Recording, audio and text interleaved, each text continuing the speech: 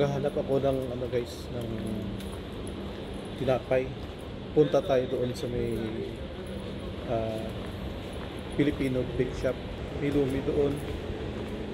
Nagbibenta din sila ng mga ulam. Pwede ka rin kumain. Mga kunting ulam.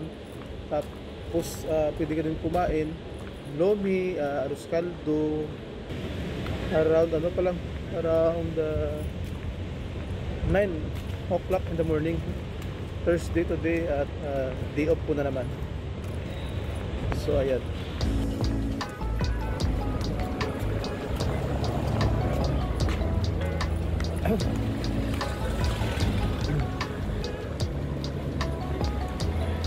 Lakad lang tayo.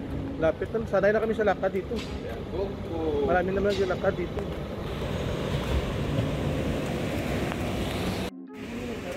Ganda lang ang panahon ngayon dahil hindi na mainit masyado. Kahit alas 9 na ng umaga. Papalit na kasi ng ano, weather. Malapit na kasi Taguig.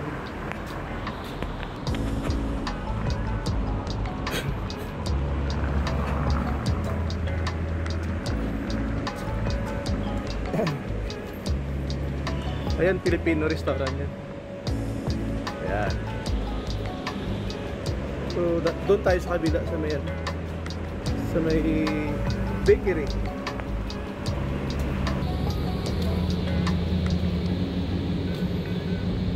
Ang lapit lang naman kids.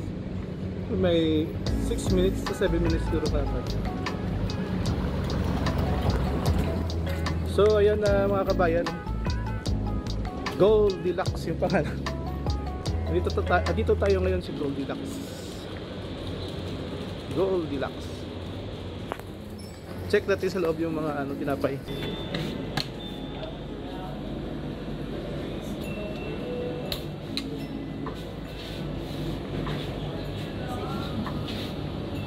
Ilan ako nagkikil sa dina? Ano itong kuha na?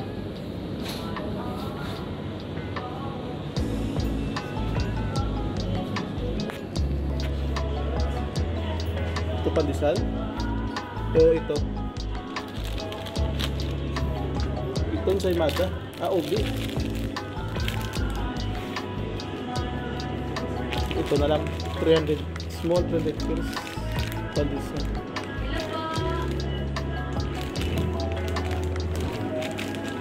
Pandesal. Ng small saka pandesal. Ito yung malaki-laki. Yan mga pandesal. Ito na siguro small. Ayan po.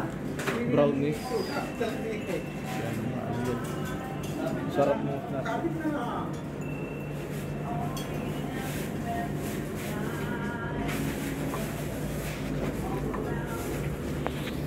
Ito biyak na bato tawag sa ulo.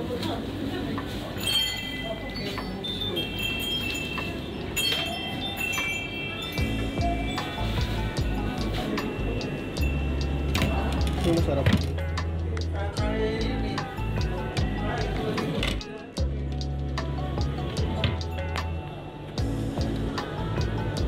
Yung mga palaman. Hopya. Ubi. Ito lang yung pudding nila. Wala pa siguro yung luto. May display na dyan. Mga cake. May cake dyan. Dito. So, pwede din dito kumain.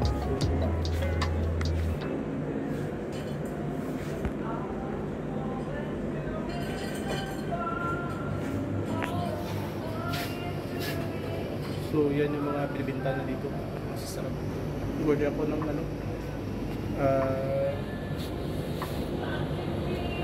beef mami dalawa tsaka arroz caldo. Arroz caldo. Pwede dito mag-dine in, kumain. Mura lang dito mga pagkain.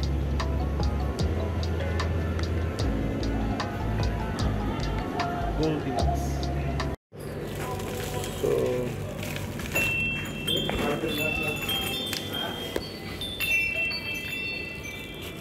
Ayan na guys, nabili natin arroz caldo ni Ashka. Tapos tinapay na pandesal, tsaka hopya. Yan. Uwi na tayo. Dahil ay papasok pa yung asawa ko, tapos yung nabili niyang lumi, babaunin niya. So ito na. Malapit na naman. 9:20 na yun ang umaga dito. Mabuti na lang, hindi na masyado mainit. Malapit na kasi yung taglamig.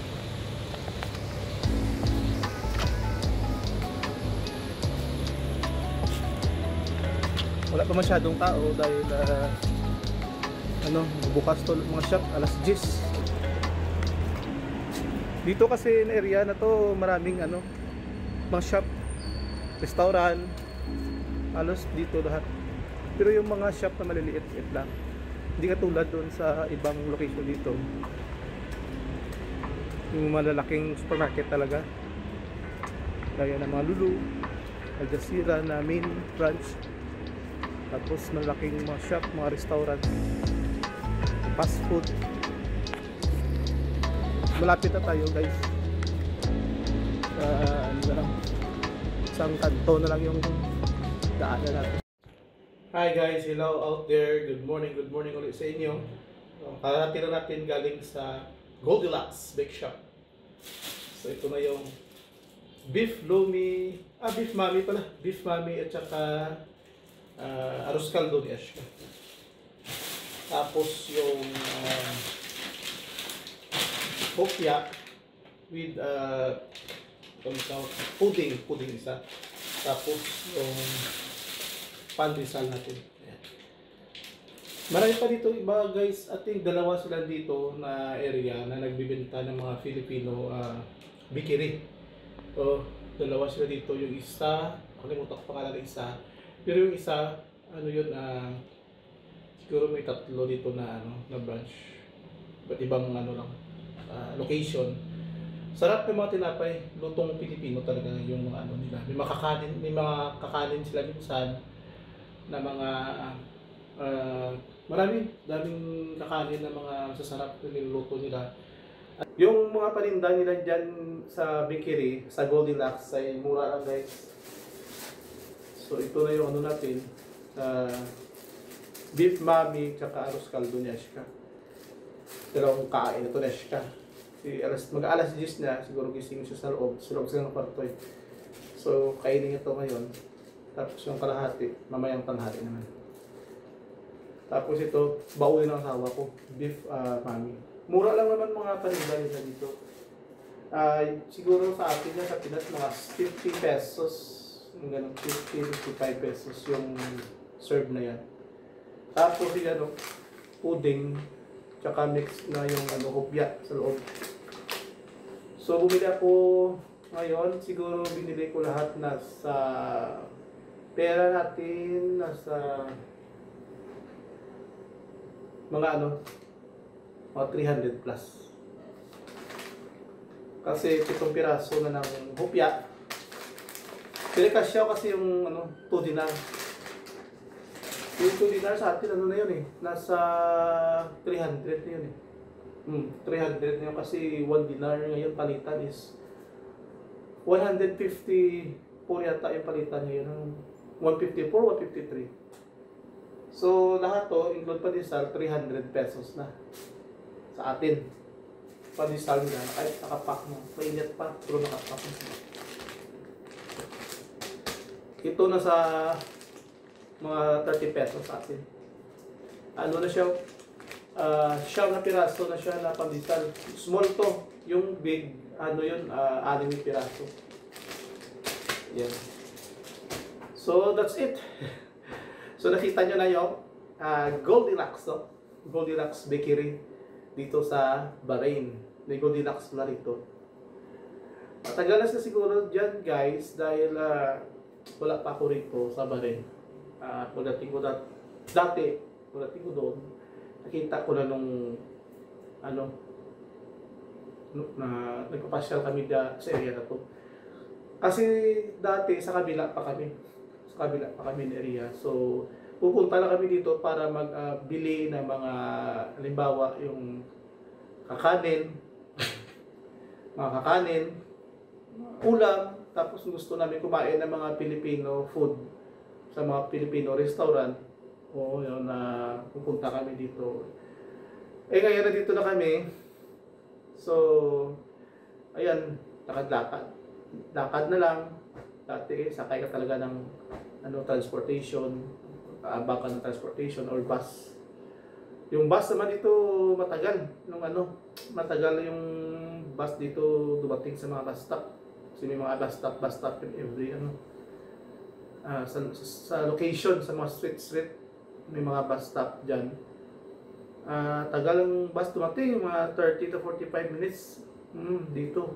May nakalagay yan na na sign sa poste na malapit sa mga bus stop.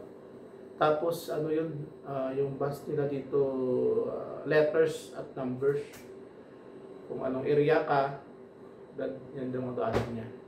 Mas less cost yung bus compare sa transportation, pag nag-transportation ka.